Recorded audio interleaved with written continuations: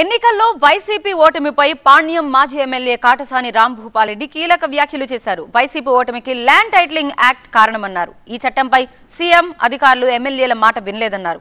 Act పై TDP నేతలు చేసిన ప్రచారంతో ఎన్నికల్లో దెబ్బపడిందన్నారు. మేము నష్టపోయినది ఎక్కడ?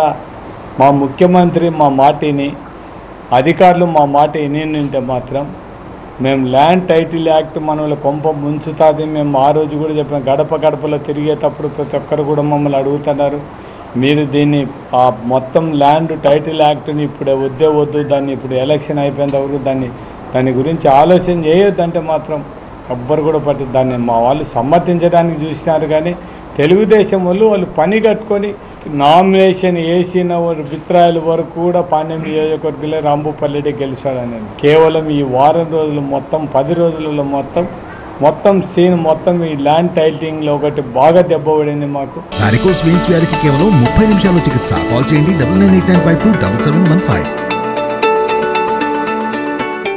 గ్రామీణ మాకు పట్టు అనుకునే గ్రామీణ ప్రాంతాల్లో ఉండే మా ఎమ్మడి మా లీడర్లమ్మడి తిరిగిన రైతులు కూడా వాళ్ళ భూములు పోతాయని భయపడి వీళ్ళు చెప్పే మాటలకైతేనే ఇంకొకటైతే బుక్కుల మీద ఫోటోలు ఉన్నాయి, ఇవన్నీ మీకోసం మీ ఫోటోలు వేసుకున్నారో వెళ్ళి ఎక్కడైనా ఇవి తాకట్టు పెట్టచ్చు అని చెప్పారు.